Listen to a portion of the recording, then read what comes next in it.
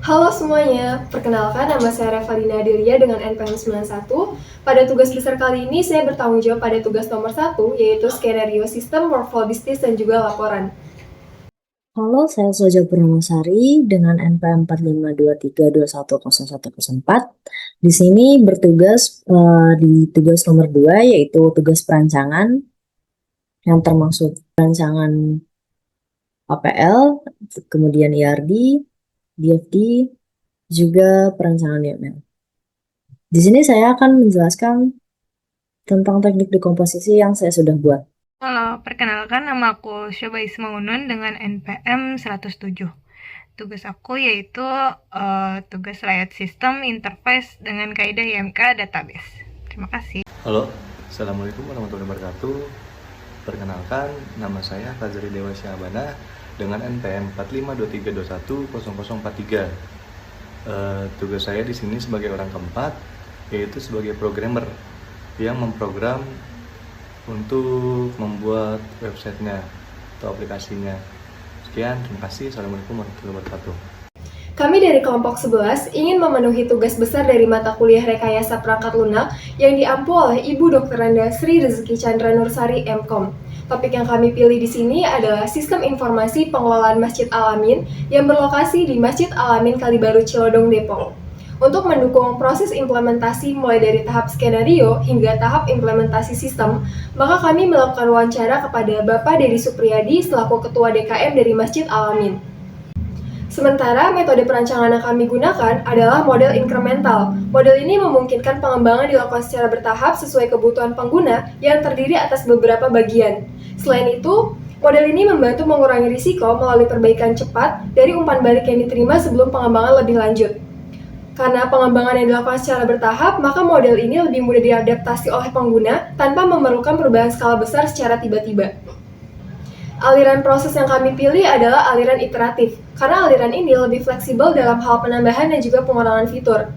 Selain itu, pendekatan ini juga melibatkan beta tester, serta meningkatkan kenyamanan pengguna, karena masukan mereka didengarkan untuk pengembangan sistem informasi dalam jangka panjang. Kami membuat sistem informasi pengelolaan Masjid Al-Amin ini bukan tanpa sebuah tujuan. Kami memiliki beberapa tujuan yang ingin dicapai hingga akhir. Dari segi tujuan umumnya adalah menyediakan sistem informasi terintegrasi untuk mendukung pengelolaan administrasi, keuangan, dan kegiatan Masjid Al-Amin secara efisien dan akuntabel, serta memudahkan jamaah dalam mengakses informasi masjid dan melakukan donasi secara transparan melalui website.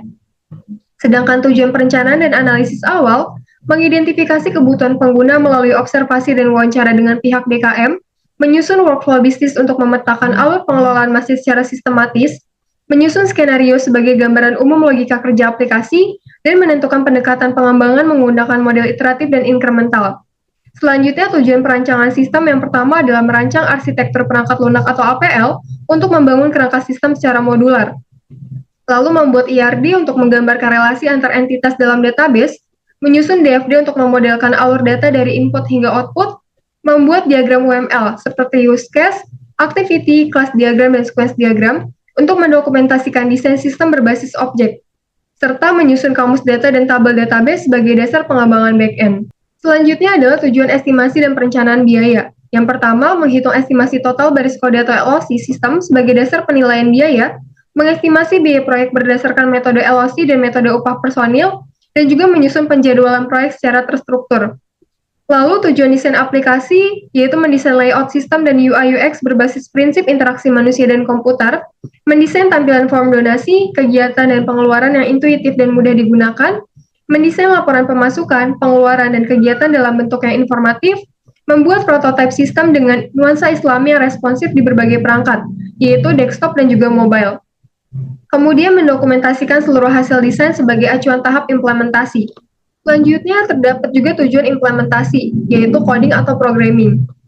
Membuat kode program untuk modul master data seperti jamaah, user, pengurus, dan kategori, membuat kode program untuk form input, donasi, kegiatan, dan pengeluaran, membuat kode program untuk output laporan donasi, pengeluaran, dan kegiatan, membuat fitur verifikasi dan validasi data untuk memastikan keakuratan input, mengembangkan dashboard admin untuk menampilkan statistik keuangan dan aktivitas secara real-time, serta mendokumentasikan source code back-end dan front-end secara lengkap. Sementara tujuan pengujian sistem yang pertama adalah melakukan pengujian fungsional sistem menggunakan metode black box, melakukan test case berdasarkan requirement yang telah dianalisis, mencatat dan memperbaiki bug atau ketidaksesuaian berdasarkan hasil pengujian, dan menyusun dokumentasi hasil pengujian sebagai bukti kualitas sistem. Lalu tujuan instalasi dan pelatihan, melakukan instalasi sistem pada perangkat pengguna dan setting jaringan pendukung, memberikan pelatihan kepada pengurus masjid terkait penggunaan sistem, dan juga menyusun buku panduan penggunaan untuk admin, pengurus, dan jamaah. Ada juga tujuan dokumentasi proyek. Yang pertama, menyusun dokumen spesifikasi sistem dan teknis proyek secara lengkap, membuat SOP untuk pengelolaan sistem oleh pengurus masjid, dan menyusun dokumentasi administratif dan manual penggunaan sistem. Dan yang terakhir di sini adalah tujuan pemeliharaan serta evaluasi. Yang pertama, melakukan pemeliharaan dan perbaikan sistem secara berkala pasca implementasi, mengevaluasi sistem berdasarkan feedback pengguna untuk perbaikan selanjutnya, dan terakhir menyusun rencana pengembangan iteratif berdasarkan hasil evaluasi dan kebutuhan tambahan. Agar sistem informasi pengelolaan Masjid Al-Amin bisa berjalan dengan lancar, maka saya membuat sebuah estimasi atau timeline agar setiap anggota bisa menyelesaikan aktivitas atau tugasnya itu secara tepat waktu dan terstruktur. Untuk durasi yang kami habiskan di sini adalah 116 hari atau 5 bulan, yang dimulai dari tahap komunikasi hingga tahap administrasi. Tahap komunikasi terdapat beberapa kegiatan lagi, yaitu membentuk kelompok, menentukan tugas dan topik proyek, pada tanggal 28 Februari selama 1 hari dengan penanggung jawabnya saya sendiri, Revalina. Kemudian menentukan informasi yang mengendalikan proses bisnis, menentukan narasumber dan lokasi wawancara. Pada tanggal 7 Maret sampai dengan tanggal 7 Maret selama 1 hari, lalu menyusun daftar pertanyaan pada tanggal 14 Maret, selesai selama 1 hari, lalu spesifikasi pengguna dengan melakukan wawancara kepada pihak yang ditunjuk, DKM Masjid Al-Amin yaitu Bapak Dedi Supriyadi, di tanggal 18 Maret selama 1 hari, kemudian membuat workflow bisnis, yaitu workflow pemasukan, pengeluaran, dan juga kegiatan, selama 2 hari di tanggal 19 dan tanggal 20 Maret 2025. Selanjutnya, presentasi workflow bisnis via Google Meet bersama Ibu Sri, di tanggal 21 Maret selama 1 hari, lalu melakukan revisi dan finalisasi workflow bisnis selama 1 hari di tanggal 22 Maret, dan juga membuat video presentasi dan menguploadnya ke YouTube selama 2 hari, dimulai dari tanggal 23 Maret sampai 24 Maret. Pada tahap komunikasi ini ditanggung-jawabi oleh Revalina Adelia. Selanjutnya adalah aktivitas perencanaan atau analisa dan desain sistem, yang dimulai dari tanggal 25 Maret sampai 29 April selama 18 hari, yaitu ada merancang struktur database, membuat tabel master, tabel transaksi, kamus data, dan juga relasi antar tabel pada tanggal 25 Maret hingga 27 Maret selama 3 hari oleh Shoba. Selanjutnya membuat arsitektur perangkat lunak pada tanggal 28 Maret hingga 30 Maret selama 3 hari oleh Soja Pernamasari. Dilanjut dengan membuat ERD atau Entity Relationship Diagram selama 3 hari dimulai dari 31 Maret hingga 2 April 2025 oleh Soja juga. Lalu membuat data flow diagram pada tanggal 15 April hingga 18 April selama 4 hari oleh Soja. Dilanjutkan dengan membuat UML pada tanggal 25 April hingga 28 April selama 4 hari oleh Soja juga. Dan terakhir adalah melakukan dokumentasi analisis dan desain sistem SI pengelolaan Masjid Al-Amin pada tanggal 29 April selama 1 hari oleh Revalina. Berikutnya adalah desain aplikasi yang dimulai pada tanggal 3 April hingga 24 April selama 18 hari. Yang pertama, membuat desain menu aplikasi, yaitu menu donasi mencakup pilihan donasi uang, tunai atau transfer, dan donasi barang, serta menampilkan status verifikasi oleh admin di halaman utama sistem. Dimulai pada tanggal 3 April hingga 6 April selama 4 hari oleh Shoba. Dilanjutkan dengan membuat desain form entry, yaitu donasi, kegiatan, dan pengeluaran, memiliki form input berisi tanggal, nominal, jenis bukti keterangan, dan status verifikasi untuk pencatatan digital oleh pengurus pada tanggal 7 April hingga 10 April selama 4 hari oleh Shoba. Dilanjutkan dengan membuat desain report, yaitu info dan laporan pemasukan, pengeluaran, serta kegiatan, disajikan dalam dashboard admin dan juga dapat diekspor dalam bentuk laporan digital seperti PDF. Pada tanggal 11 April hingga 14 April selama 4 hari oleh Shoba juga. Dan dilanjut dengan membuat desain aplikasi SI pengelolaan Masjid Al-Amin, dilanjutkan pada tanggal 19 April hingga 22 April selama 4 hari oleh Shoba. Lalu dilanjutkan dengan membuat dokumentasi desain aplikasi pada tanggal 23 April hingga 24 April selama 2 hari oleh Revalina. Tahap berikutnya adalah programming, yaitu back-end dan juga front-end, yang ditanggung-jawabi oleh Fazri Dewa Syabana, dimulai pada tanggal 30 April hingga 21 Mei selama 22 hari. Pertama, melakukan coding master untuk jamaah, user, pengurus, dan kategori untuk membuat dan mengelola data referensi utama dalam sistem pada tanggal 30 April hingga 3 Mei selama 4 hari. Lalu coding input, jamaah berupa donasi, pengurus kegiatan, dan pengeluaran untuk mencatat transaksi utama yang masuk ke sistem. Dilanjutkan pada tanggal 4 Mei hingga 7 Mei selama 4 hari. Untuk coding proses itu terdapat penambahan widget dashboard admin untuk menampilkan data dinamis seperti total donasi dan kegiatan secara real time pada tanggal 8 Mei hingga 10 Mei selama 3 hari. Untuk coding output yaitu pengurus berupa info dan laporan pemasukan atau donasi, info kegiatan serta info dan laporan pengeluaran. Dilanjutkan pada tanggal 11 Mei hingga 13 Mei selama 3 hari. Dibuat juga coding verifikasi data dengan user atau pengguna berdasarkan role pada tanggal 14 Mei hingga 16 Mei selama 3 hari, dan membuat coding validasi data untuk memastikan input sesuai format dan aturan sistem sebelum disimpan pada tanggal 17 hingga 19 Mei selama 3 hari. Dan dibuat oleh Revalina berupa dokumentasi program, back-end dan juga front-end SI pengelolaan Masjid Al-Amin pada tanggal 20 hingga 21 Mei selama 2 hari. Berikutnya adalah aktivitas dari segi testing program pada tanggal 22 Mei hingga 31 Mei selama 10 hari. Di sini ditanggung-jawabi oleh Shoba dan juga Revalina, di mana dilakukan tes terhadap program SI pengelolaan Masjid Al-Amin pada tanggal 22 Mei hingga 25 Mei selama 4 hari, dan memberikan catatan list perbaikan berdasarkan hasil testing SI pengelolaan Masjid Al-Amin pada tanggal 26 hingga 29 Mei selama 4 hari, dan membuat dokumentasi testing program SI pengelolaan Masjid Al-Amin pada tanggal 30 Mei hingga 31 Mei selama 2 hari. Ada pula aktivitas melakukan instalasi program selama 6 hari pada tanggal 1 Juni hingga 6 Juni. Di sini dilakukan setting jaringan, hardware, dan juga software pendukung aplikasi SI pengelolaan Masjid Al-Amin dimulai pada tanggal 1 Juni hingga 3 Juni selama 3 hari oleh Fazri, dan juga melakukan instalasi program ke komputer klien atau user atau pengguna aplikasi SI pengelolaan Masjid Al-Amin dilanjut pada tanggal 4 Juni hingga 6 Juni selama 3 hari oleh Fazri juga. Dan dilakukan training user atau pengguna. Di sini selama 7 hari pada tanggal 7 Juni hingga 13 Juni untuk melakukan pelatihan kepada klien atau user atau pengguna aplikasi SI pengelolaan Masjid Al-Amin. Di mana di sini ditanggung-jawabi oleh Soja Purnamasari. Dan di sini juga dilakukan dokumentasi pada tanggal 14 Juni hingga 25 Juni selama 12 hari, melakukan desain spesifikasi sistem pembuatan proyek SI pengelolaan Masjid Al-Amin pada tanggal 14 Juni hingga 15 Juni selama 2 hari oleh Soja, membuat dokumentasi standar operasional prosedur atau SOP SI pengelolaan Masjid Al-Amin pada tanggal 16 Juni hingga 17 Juni selama 2 hari oleh Revalina, melakukan dokumentasi administrasi proyek pembuatan SI pengelolaan Masjid Al-Amin, dilanjut di tanggal 18 hingga 19 Juni selama 2 hari oleh saya juga, Revalina. Lalu user dan admin manual SI pengelolaan Masjid Al-Amin pada tanggal 20 hingga 21 Juni selama 2 hari oleh Soja, dan melakukan dokumen program SI pengelolaan Masjid Al-Amin oleh Fazri pada tanggal 22 Juni sampai 23 Juni selama 2 hari. Terakhir adalah dokumentasi manajemen proyek pada tanggal 24 hingga 25 Juni selama 2 hari oleh Revalina. Dan dilakukan juga maintenance pada tanggal 26 Juni hingga 5 Juli selama 10 hari. Di sini dilakukan pemeliharaan dan perbaikan dari SI pengelolaan Masjid Al-Amin selama 10 hari oleh Fazri.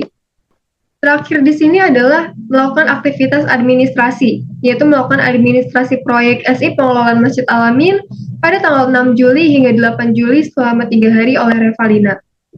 Dalam pembuatan sistem informasi pengelolaan Masjid Al-Amin, kami memerlukan berbagai sumber daya, yaitu sumber daya manusia, sumber daya perangkat keras dan perangkat lunak, serta sumber daya informasi.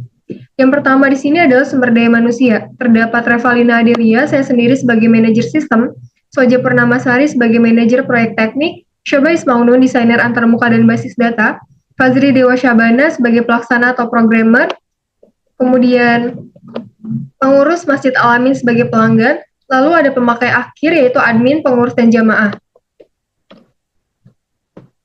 Tugas dari manajer sistem ini adalah membuat skenario sistem, merancang workflow bisnis seperti pemasukan, pengeluaran, dan juga kegiatan, menulis laporan proyek, menjadi penghubung dengan tim dan stakeholder. Kemudian tugas dari manajer proyek teknik adalah merancang APL, IRD, DFD, dan UML, menyusun struktur sistem berbasis OOP, menjamin desain sistem logis dan scalable. Selanjutnya, tugas dari desainer antarmuka dan basis data adalah mendesain layout dan tampilan sistem, menerapkan prinsip IMK, serta merancang struktur database. Kemudian tugas dari pelaksana atau programmer adalah mengimplementasikan sistem atau coding, membuat fitur donasi, pengeluaran, dan kegiatan, menghubungkan sistem dengan database, melakukan unit testing, serta melakukan maintenance sistem.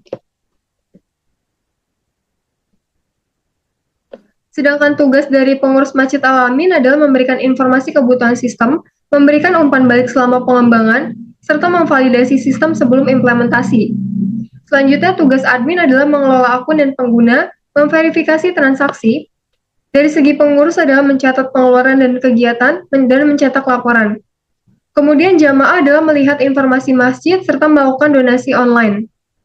Dari segi perangkat keras yang kami gunakan, yaitu ada laptop dan juga koneksi internet. Laptop ini digunakan untuk melakukan coding, desain, testing, dan dokumentasi proyek, sedangkan koneksi internet ini sebagai konektivitas antar perangkat selama testing dan penggunaan sistem. Adapun software atau perangkat lunak yang kami gunakan, ada Visual Studio Code sebagai kode editor utama untuk pengembangan sistem, PHP dan framework Laravel sebagai bahasa pemrograman dan framework utama, lalu MySQL sebagai pengelolaan database sistem, XMPP penghubung server PHP MyAdmin, Figma sebagai desain UI UX sistem, lalu Canva dan Draw.io ini digunakan untuk visualisasi diagram sistem seperti APL, IRD, DFD, UML, dan workflow. Kemudian Microsoft Word dan Microsoft Excel sebagai tools untuk menulis laporan proyek dan dokumentasi teknis. Dan terakhir adalah Windows 11, yaitu sistem operasi perangkat pengembangan. Adapun sumber daya informasi yang kami butuhkan yaitu wawancara DKM Masjid Al-Amin sebagai referensi kebutuhan sistem langsung dari pengguna, SOP manual masjid untuk acuan digitalisasi prosedur manual, dan struktur organisasi sebagai dasar penentuan hak akses dan role pengguna. Untuk waktu pelaksanaannya kami mulai dari tanggal 28 Februari 2025 sampai 8 Juli 2025. Ini merupakan jadwal pelaksanaan proyek dari awal coding hingga dokumentasi dan administrasi final. Ketika kita membuat sebuah proyek, maka kita harus bisa mempertimbangkan apa saja risiko yang akan kita hadapi ke depannya. Di sini terdapat beberapa jenis risiko yang saya buat, yaitu risiko teknologi, berupa kurangnya pemahaman terhadap framework Laravel menyebabkan proses pengembangan sistem menjadi lambat, terjadi error dikarenakan kurangnya skill penguasaan fitur Laravel, kesalahan struktur database atau relasi antar table dapat menyebabkan data tidak valid dan tidak bisa diproses oleh sistem, serta kesulitan dalam integrasi antara back-end dan juga front-end. Sedangkan risiko dari personalnya adalah kurangnya komitmen beberapa anggota tim dalam menyelesaikan tugas, tidak semua anggota memiliki kemampuan teknis yang sama, beberapa anggota kurang aktif dalam mengerjakan proyek, adanya anggota yang sulit dihubungi dan tidak memiliki inisiatif, dan juga tidak bisa membedakan antara prioritas dengan hal lainnya. Sedangkan risiko organisasi adalah sulit mengatur jadwal pertemuan kelompok dikarenakan bentrok dengan jadwal kuliah lain, dan minimnya komunikasi dengan pihak masjid menyebabkan miskomunikasi kebutuhan sehingga memungkinkan adanya kesalahan dalam penentuan requirement. Lalu risiko tools, ada perbedaan versi PHP, Composer, atau Laravel pada masing-masing laptop menyebabkan environment tidak seragam, dan juga beberapa tools seperti Git dan XMPP belum dikuasai oleh seluruh anggota. Dan terakhir adalah estimasi risiko, yaitu keterlambatan pengerjaan dari jadwal awal terjadi akibat hambatan teknis dan kurangnya komunikasi yang efektif, beberapa fitur tidak selesai tepat waktu karena kurangnya pengalaman skill, dan juga risiko keterlambatan presentasi karena error yang muncul mendadak saat testing akhir. Saya di sini akan menjelaskan perancangan dari struktur organisasi yang sudah saya buat. Untuk si struktur organisasinya ini dalam manajemen proyek yang kami buat itu ada beberapa peran di sini, yaitu ada sistem analis sebagai analisa orang yang menganalisa si sistem atau analisa dari proyeknya. Kemudian ada sistem arsitek sebagai orang yang merancang struktur dari sistem yang akan dibuat dalam proyek manajemen proyeknya itu. Kemudian di sini ada database spesialis yang akan membuat struktur dari database-nya itu sendiri, dan setelahnya UI UX designer memastikan dan membuat desain dari interface sistem yang akan dibuat nantinya. Di sini ada sistem administrator bertugas untuk memastikan hak akses pengguna itu dapat diakses sesuai dengan ketentuannya.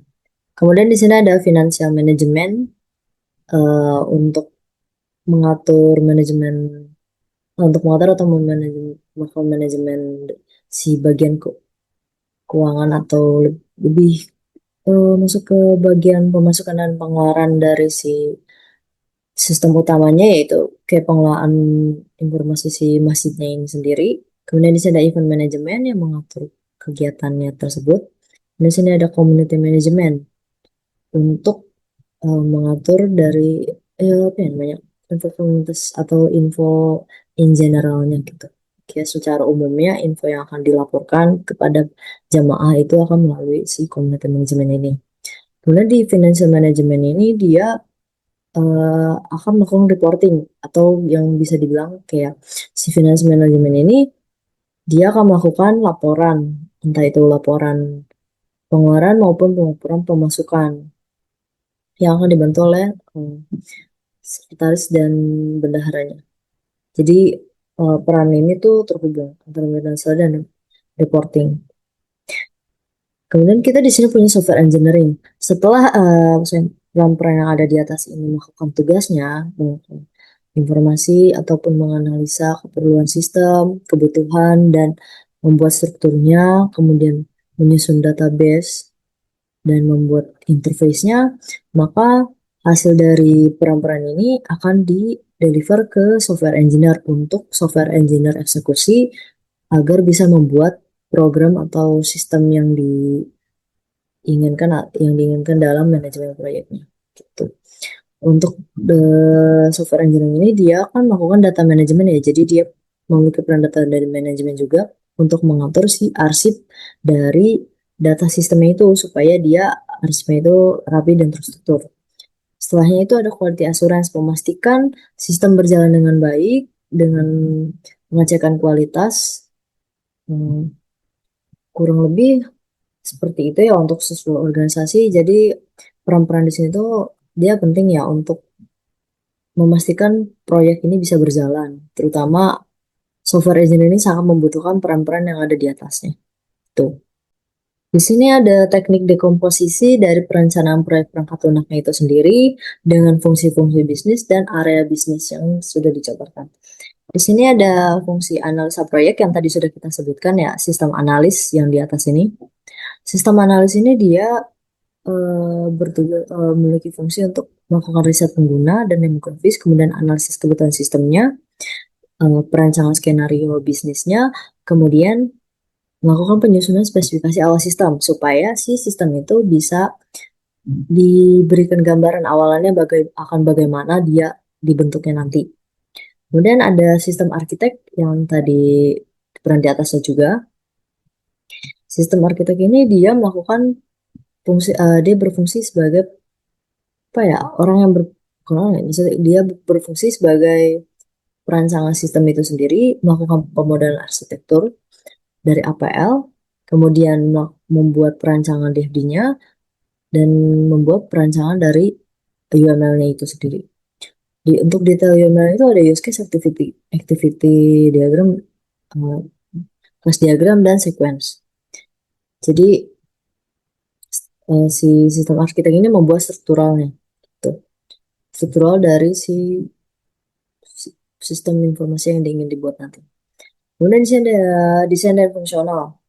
Fungsi-fungsinya untuk area bisnisnya itu dia di-handle oleh UI UX designer untuk desain melakukan desain membuat desain antar muka atau interface. Jadi si UX designer ini membuat interface dan memastikan interface itu sesuai dengan kebutuhan dari sistemnya itu sendiri, terutama kebutuhan dari klien. Kemudian di sini ada membuat prototipe tampilan berbasis IMK dan validasi desain dengan pengguna. Jadi memastikan si desainnya itu sesuai tidak dengan kebutuhan dari penggunanya, gitu. Nah, dia mengusung dua fungsinya itu, yaitu user interface dan user experience. Setelahnya ada database spesialis. Untuk database spesialis ini dia lebih ke struktur datanya ya, membuat struktur desain struktur database-nya. Jadi memastikan si database-nya itu terbentuk dengan baik, sesuai dengan kebutuhan dari si sistem. Dan di sini ada penyusunan ERD dan kamus data. Untuk penyusunan ERD dia membantu bagian yang membuat struktur tadi, si perancangan, kemudian dia membuat si kamus datanya supaya dia sesuai dengan ketentuan keperluan dari sistem informasi yang akan dibuat.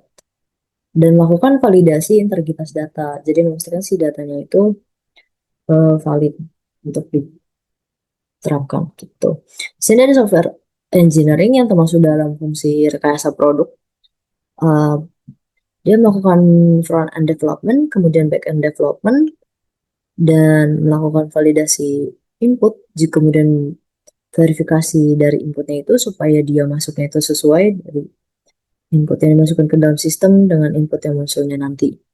Tuh. Kemudian si software engineering ini dia juga bertugas atau berfungsi untuk mengembangkan fitur dan sistem yang sudah disusun ya dari awal itu tadi supaya si fitur sistem ini terbentuk dengan baik sesuai struktur yang sudah dibuat sebelumnya. Jadi dia itu terarah dan terstruktur karena si software engineering ini menerima data-data dari peran-peran yang di atas sebelumnya. Di sini ada quality assurance. Untuk quality assurance ini kan dia paling akhir. Jadi dia itu mengecek fungsional testingnya menggunakan black box. Jadi memastikan si aplikasi atau si sistem ini berjalan dengan baik secara kualitas. Jadi memenuhi kualitas yang ditetapkan gitu. Kemudian melakukan pengujian berbasis requirement. Jadi si pengujian ini sesuai dengan requirement yang dibutuhkan oleh klien gitu. Kemudian berfungsi melakukan dokumentasi dari hasil uji sistemnya. Jadi ini si quality assurance ini memastikan sistem informasi manajemen ini terbentuk sesuai dengan standar kualitas gitu. Di sini ada sistem administrator, dia itu mengatur hak manajemen akses pengguna. Kemudian memanajemen akses pengguna, kemudian ada audit system dan maintenance juga troubleshooting system. Jadi memastikan si sistemnya itu diatur dengan baik oleh bagian administrator. Untuk manajemen akses pengguna ini nantinya dia akan terhubung ke pengelolaan dari si manajemen utama milik masjid Al-Aminah itu. Untuk pengelolaan pemasukan ini dia kan diatur oleh financial management. Jadi kan financial management ini dia mengatur dua, yaitu pengelolaan pemasukan dan pengelolaan pengeluaran. Nih, untuk pengelolaan pemasukan sendiri, dia melakukan pencatatan donasi. Donasi yang masuk itu dicatat dengan baik. Kemudian melakukan mencantumkan kategori donasi, yaitu berupa uang atau barang. Dan dia itu memvalidasi sumber dananya, jadi kayak untuk verifikasi lah ini. Kemudian dia berfungsi juga untuk tracking si donaturnya itu, agar proses donasi itu terus tracking dengan baik antara pengurus dan donaturnya gitu. Dan financial management ini dia diatur oleh bendahara dan pengurus yang mengakses si pengelolaan pemasukan ini. Kemudian ada pengelolaan kegiatan. Untuk pengelolaan kegiatan ini dia diatur oleh event management ya, yaitu pengurus DKM sendiri. Dia berfungsi melakukan penjadwalan kegiatan, kemudian dokumentasi kegiatannya, serta evaluasi dari kegiatannya tersebut. Dan di sini ada financial management yang tadi sudah kita bahas sebelumnya. Pengeluaran ini dia lebih ke pencatatan pengeluaran operasional dari si masjidnya itu dicatat di dalam sistem. Kemudian approval pengeluaran, disetujui atau tidaknya, dan tracking anggaran kemana saja anggaran itu dikeluarkan. Ini diurus oleh bendahara dan pengurus DKM itu. Dan untuk sistem pelaporan itu kan setelah financial management tadi melakukan pengelolaan, maka dia akan melakukan pelaporannya juga. Jadi si reporting, ke bagian reporting. Reporting ini dia tugas sekretaris dan bendahara. Jadi si sekretaris dan bendahara ini akan berfungsi di sistem pelaporan ini, berfungsi untuk menggenerate laporan pemasukan juga laporan pengeluaran. Selain itu dia juga membuat laporan keuangan bulanan atau tahunan. Jadi kayak laporan periodiknya gitulah. Dan dia memastikan dashboard keuangan akan tampil di dalam sistem gitu. Jadi kayak mengupdate dashboard keuangan itu jadi info untuk keuangan yang masuk atau ya keuangan yang masuk berapa atau yang keuangan yang keluar berapa aja. Terus di sini ada manajemen data. Data manajemennya itu dia lebih ke backup data, validasi sama arsip. Memastikan si datanya itu terbackup dengan baik, kemudian validasinya juga udah oke, serta dia juga berfungsi mengarsip dokumen agar si dokumen-dokumen yang data yang masuk ini terstruktur dengan rapih gitu. Untuk manajemen ini dia lebih ke pengelolaan si jamaah sama broadcast pengumuman dan kalender kegiatan maupun laporan rutin masjid. Untuk manajemennya dia lebih ke informasi in generalnya aja gitu. Saya akan mempresentasikan tentang manajemen proyek 2 tentang LOC atau Line of Code. Di sini saya menggunakan framework Laravel untuk membuat website tersebut. Yang dimana yang pertama ada tabel estimasi LOC-nya. Di sini yang pertama ada autentifikasi dan registrasi. Di sini itu ada login controller, login blade, sama routingnya. Di mana optimisnya itu 90 volt, most likely-nya itu 172 volt, dan pesimisnya itu ada 210 LOC. Untuk estimasinya itu berarti 90 ditambah 4 dikali 172 ditambah 210 dibagi 6 sama dengan 165 LOC. Jadi untuk autentikasi dan registrasi itu estimasinya ada 165 LOC. Lanjut, yang kedua ada manajemen jamaah dan pengurus, yang dimana isinya ada user, jamaah, pengurus DKM, user resource, jamaah resource, sama pengurus DKM resource. Nah, di sini untuk optimisnya ada 120 LOC, most likely ada 407 LOC, pesimisnya ada 500 LOC, yang dimana estimasinya 120 ditambah 4 kali 407 ditambah 500 dibagi 6, berarti hasilnya 375 LOC untuk manajemen jamaah dan pengurus. Lanjut ada buat input donasi, itu ada tunai, transfer, sama barang, yang dimana isinya ada donasi.php, 3 controller dari itu, yaitu 3 controller dari donasi tunai, donasi transfer, sama donasi barang. Terus sama ada 3 blade-nya. 3 blade-nya itu untuk menampilkan dari formnya, front end-nya. Itu ada donasi transfer, donasi tunai, donasi barang. Terus ada donasi resource-nya untuk CRUD di backend-nya atau di halaman admin-nya. Untuk estimasinya di sini optimisnya ada 200, most likely ada 497, pesimisnya ada 520. Untuk estimasinya itu ada 200 ditambah 4 dikali 497 ditambah 520 dibagi 6, yang dimana estimasi dari input donasi itu adalah 451 LOC. Lanjut ada pencatatan pengeluaran, yang dimana di sini ada pengeluaran sama pengeluaran resource, dimana optimisnya 130, most likely ada 144, pesimisnya ada 180. Estimasinya itu ada 130 ditambah 4 dikali 144 ditambah 180 dibagi 6. Berarti estimasinya itu ada 148 LOC. Dan selanjutnya ada manajemen dari kegiatannya. Nah, di sini kegiatan itu isinya ada kegiatan PHP, kegiatan controllernya, resource-nya, sama kegiatan blade-nya. Yang dimana optimisnya ada 160 LOC, most likely ada 256 LOC, pesimisnya ada 310 LOC. Di sini estimasinya itu ada 160 ditambah 4 dikali 256 ditambah 310 dibagi 6 sama dengan 249 LOC. Lanjut selanjutnya itu ada laporan dan dashboardnya, yang dimana isinya itu ada start overview, ini untuk widgetnya, widget dari dashboard halaman adminnya. Terus ada home blade, itu buat halaman adminnya, landing page buat jemaah, sama sukses blade-nya.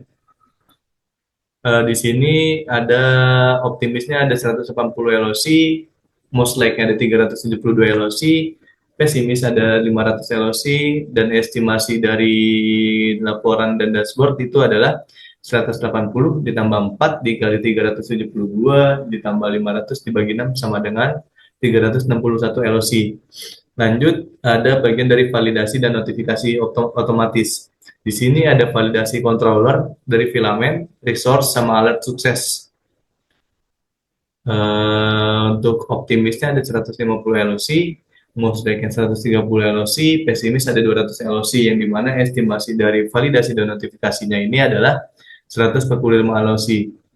Lanjut, ada manajemen data master dari kategori dan akunnya.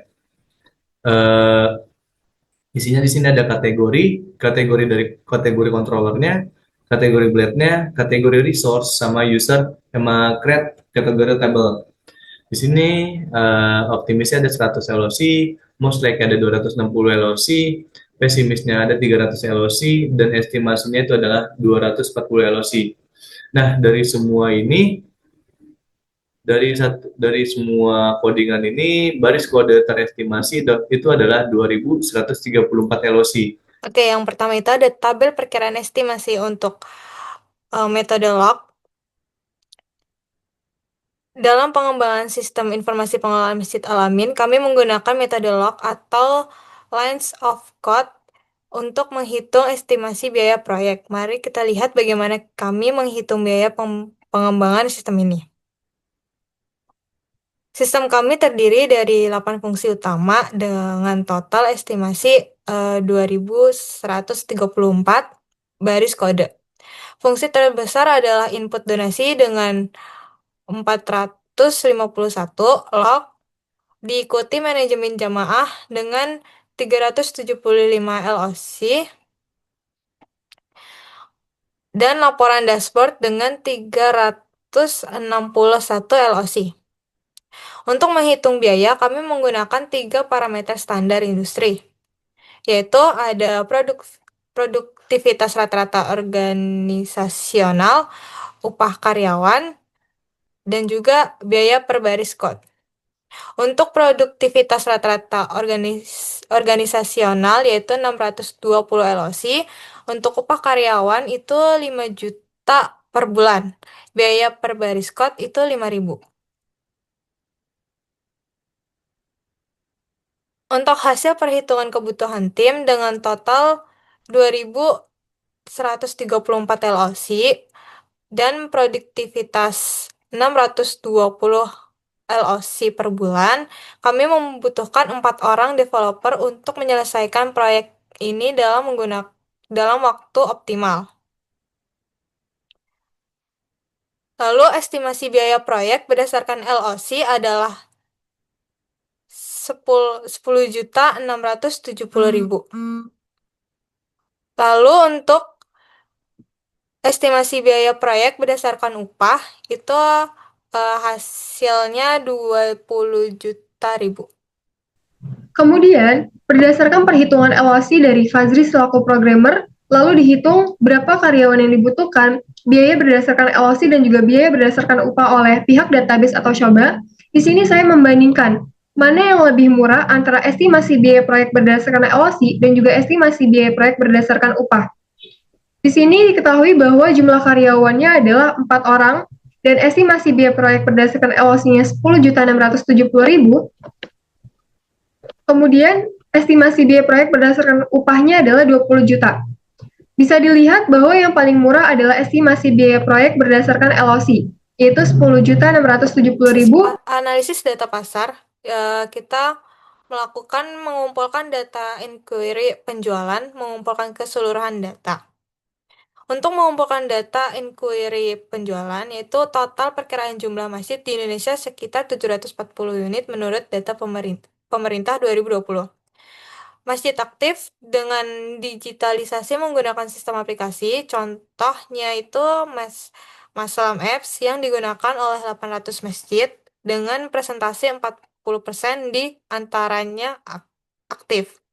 Yang kedua itu mengumpulkan keseluruhan data, yaitu ada harga jual lisensi, Lalu membuat target awal penjualan. Untuk harga jual lisensi itu start dari 5 juta sampai 15 juta dengan biaya maintenance sistemnya kisaran 2 juta sampai 5 juta per tahun. Lalu membuat target awal penjualan mulai dari 100 sampai 200 masjid sebagai awal penjualan sistem digitalnya dengan proyeksi revenue sekitar 500 juta sampai 3M. Lalu analisis kompetitor dan positioning, yaitu menganalisis data pada inquiry dan penjualan.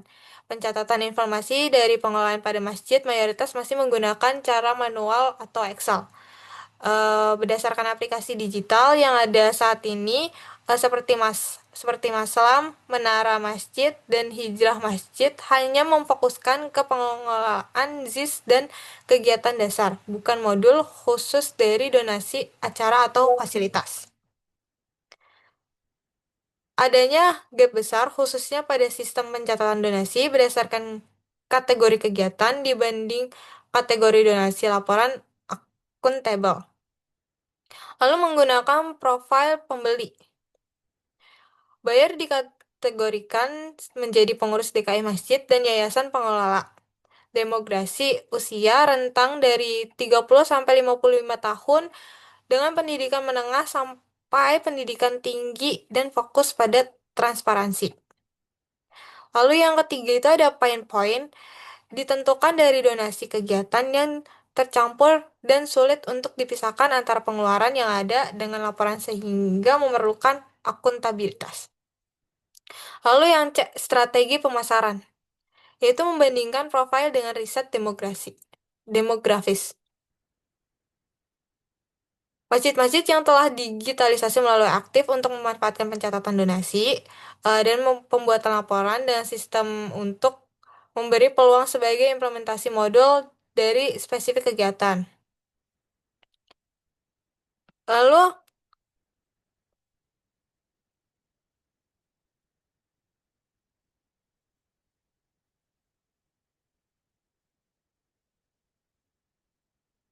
masjid pada wilayah urban menunjukkan tingkat adopsi digital tinggi sekitar 40-60% telah menggunakan aplikasi digital seperti Maslam Apps dan sekitar 40% diantaranya aktif.